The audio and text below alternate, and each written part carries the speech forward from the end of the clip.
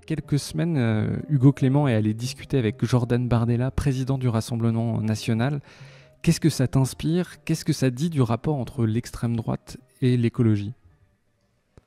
Alors c'était effectivement quelque chose qui a eu lieu au printemps dernier, si je me souviens bien, et qui a pas mal défrayé la chronique. Hugo Clément, qui est un influenceur assez connu, ma foi. Je n'avais pas mesuré à quel point il était suivi, notamment sur les réseaux sociaux.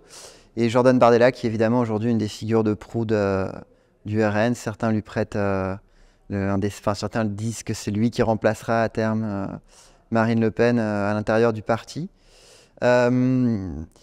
Alors, à l'époque, à vrai dire, c'est assez drôle parce que c'est un épisode qui avait eu lieu plus ou moins au moment de la sortie de mon livre, ce qui d'ailleurs avait bénéficié d'une certaine façon à la promotion de mon livre parce qu'il y avait eu du coup un intérêt médiatique pour cette question des liens entre écologie et extrême droite. Moi, ça m'avait inspiré, alors tout d'abord un peu, quand même, il faut bien le dire, une légère indifférence. Ça ne me paraissait pas être un événement particulièrement important. Mais néanmoins, comme c'est un événement qui a fait beaucoup de bruit, j'ai fini moi aussi par m'interroger sur cet événement. Je dirais qu'il m'a inspiré principalement deux choses. Une chose, c'est l'opportunisme et le cynisme d'une certaine extrême droite, de manière générale, et notamment par rapport à l'écologie, parce qu'il y a un troisième terme de l'équation que je me souviens plus si tu as mentionné dans ta question, c'est que cette soirée était organisée par Valeurs Actuelles. Et s'il y a bien un média d'extrême droite qui s'est toujours signalé et qui s'est toujours caractérisé par son mépris absolu pour l'écologie et pour les écologistes, et qui a fait le jeu en France de positions climato-négationnistes ou climato-sceptiques, c'est Valeurs Actuelles. Donc c'était assez cocasse que l'une de ces premières rencontres, on va dire très médiatisées, entre un écologiste comme Hugo Clément et une figure de proue de l'extrême droite comme Jordan Bardella, se déroule à cet endroit-là. Et la deuxième chose que ça m'a inspiré, plutôt du côté écologiste cette fois-ci, plutôt du côté Hugo Clément, c'est la dangerosité d'une écologie apolitique, qui était explicitement revendiquée par Hugo Clément ce jour-là, qui en gros disait si l'extrême droite arrive au pouvoir, il vaut mieux qu'il soit écolo qu'il ne le soit pas, ou la situation est tellement dramatique et il y a une telle urgence que de toute façon, en gros, il faut faire feu de tout bois pour sauver les meubles. Alors, quand tu écoutes ça, tu peux te dire, bon, il a peut-être pas tort. Tu vois, d'un strict point de vue logique, tu peux te dire, ouais, c'est vrai, tant qu'à faire. Si un parti nationaliste arrive au pouvoir, il vaut mieux qu'il soit un peu informé sur l'écologie que hostile à l'écologie. Tu pourrais te dire ça. Moi, je ne le pense pas parce qu'en fait, pour moi, l'écologie est politique précisément parce qu'elle ne peut pas être défendue à n'importe quel prix. L'écologie est politique dans le sens où elle est articulée aux autres enjeux de l'émancipation, que peuvent être la justice sociale, que peuvent être la lutte contre le racisme, la lutte contre le sexisme, l'internationalisme, etc., etc.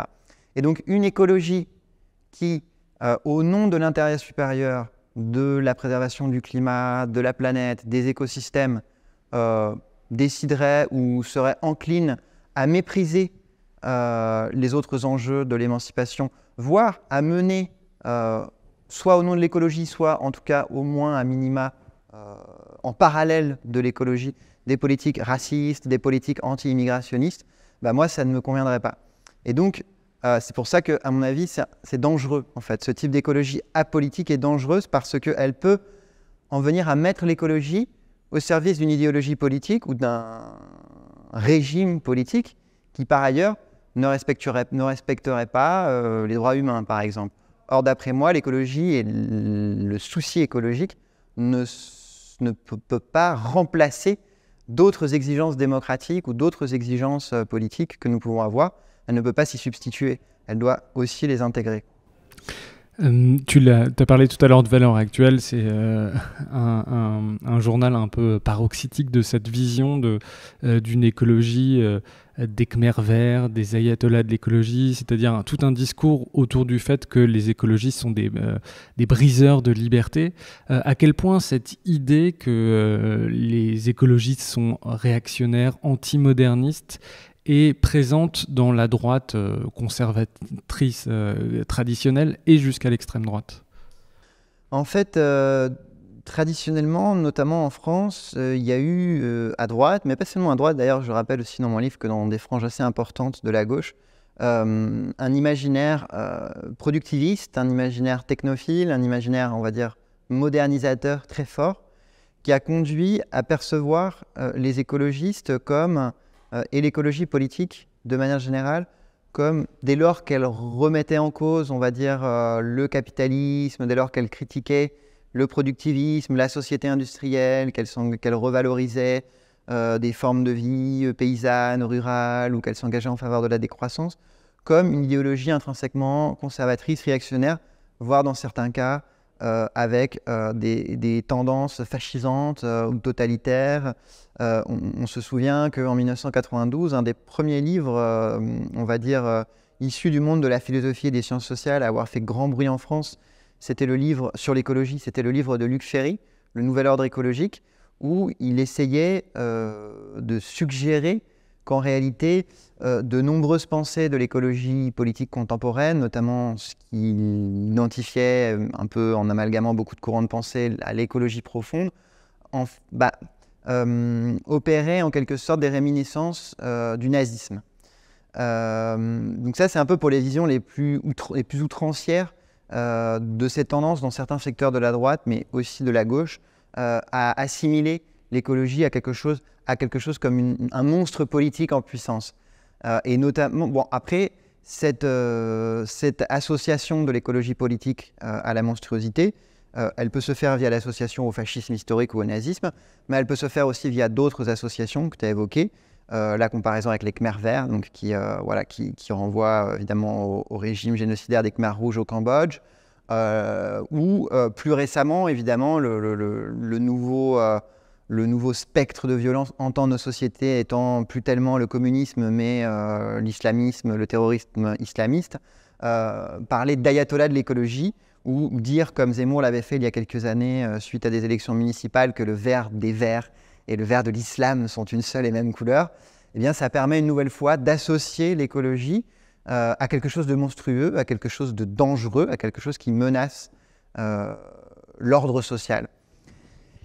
Et en général, cette offensive contre l'écologie, elle va s'accompagner chez ces auteurs-là, et dans ces courants de pensée et dans ces médias-là, dont Valeurs Actuelles a longtemps fait partie et continue à faire partie, de propos climato-négationnistes, ou alors plus récemment, on a assisté à des évolutions sur ce point, parce que le climato-négationnisme en France déjà n'a jamais été très puissant, mais il est aujourd'hui quand même assez fortement discrédité.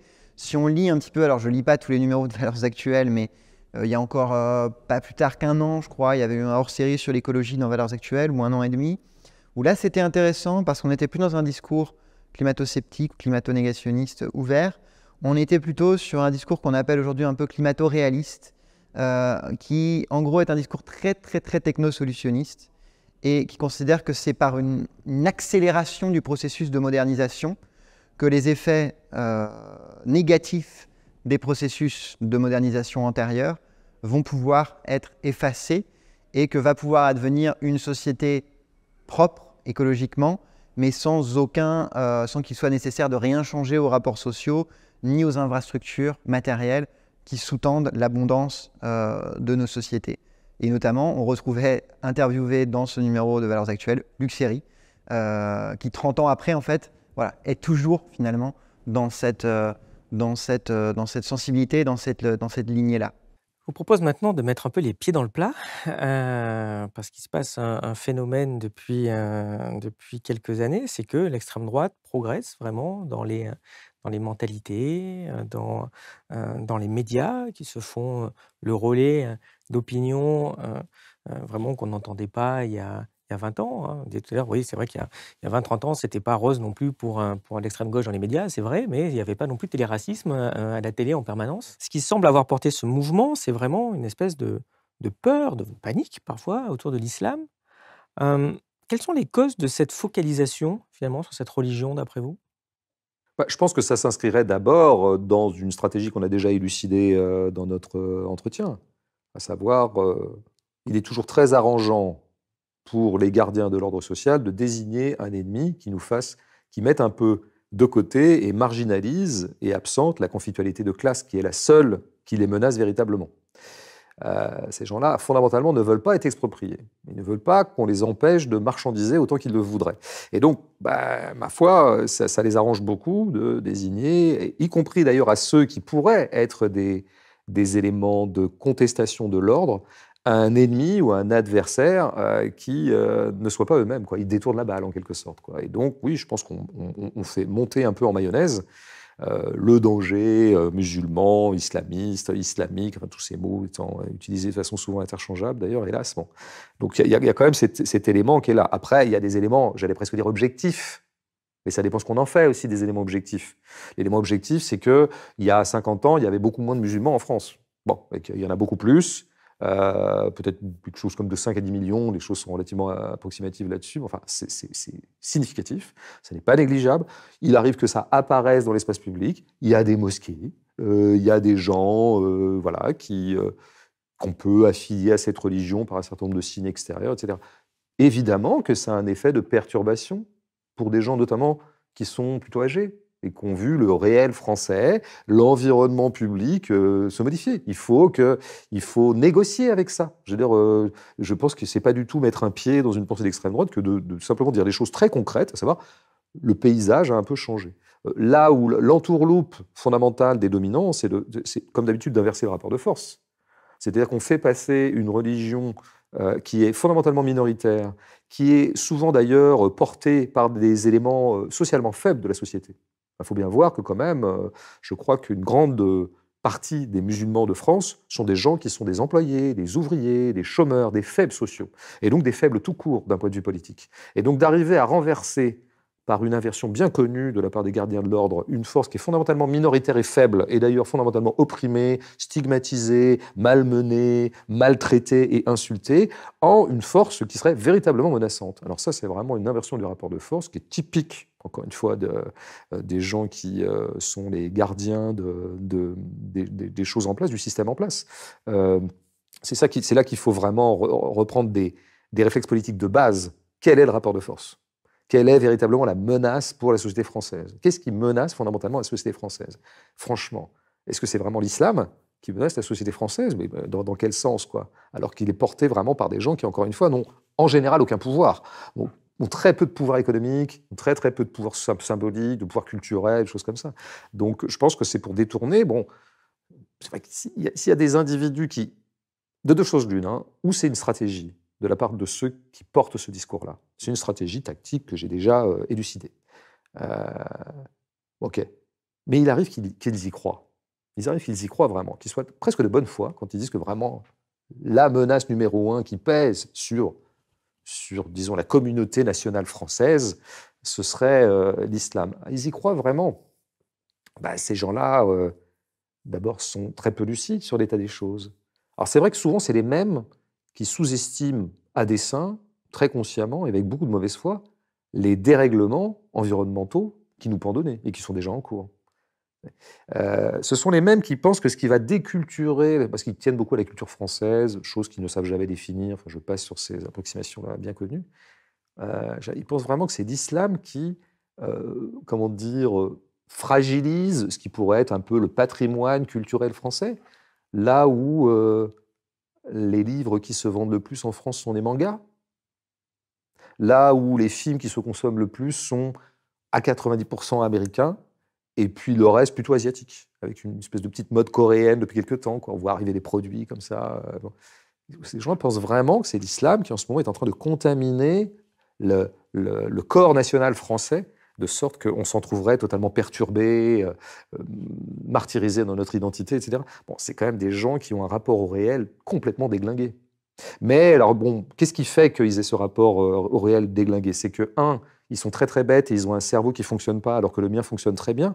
Moi, je ne crois pas. Je crois que simplement, ils sont dominés par des affects, qui sont des biais. Ils ont des biais affectifs. Et ma foi, l'affect qui provoque chez eux ces biais et ces erreurs monumentales d'appréciation sur la situation, c'est tout simplement un vieux truc qui s'appelle le racisme. Parce qu'il y a quand même un gros passif raciste de la bourgeoisie française, par exemple. Pas seulement de la bourgeoisie. On trouvera du racisme dans les classes populaires, on en trouve partout. Mais de la bourgeoisie française. Alors peut-être spécifiquement française du fait de notre passif colonial. Il a fallu qu'à un moment, je l'ai un peu effleuré tout à l'heure, À partir du moment où nous avions un empire à administrer, à exploiter, et dont on prétendait et dont on entendait bien tirer tous les profits possibles et imaginables, et qui a fait quand même la grandeur économique de la France, a été due très largement à son empire, hein, pendant des siècles et des siècles, il fallait légitimer tout ça. Et donc ceux qui profitaient de cette manne coloniale, dans le même temps, développaient, à titre auto-persuasif, mais aussi pour légitimer ce système-là, développaient tout simplement des théories racistes, des affects racistes, des discours racistes. Et ça, on ne s'en remet pas comme ça en 10-20 ans. Hein. Ça continue à courir, hein, ça irrigue les veines de la bourgeoisie, je dirais. Moi, je parle surtout de la bourgeoisie parce que moi, je ne me trompe pas sur le rapport de force. Ce sont eux qui ont la force. Et donc, ce sont eux qui sont prévalents dans l'état des choses. Et donc, si on a affaire à une montée du racisme, à une montée de l'islamophobie et de ces discours-là, c'est parce que se rejoue en permanence, fait retour, quelque chose qui avait été relativement refoulé pour des raisons qu'on pourrait analyser, le vieil invariant raciste de la bourgeoisie, en l'occurrence française, mais ça vaudrait aussi pour d'autres bourgeoisies nationales.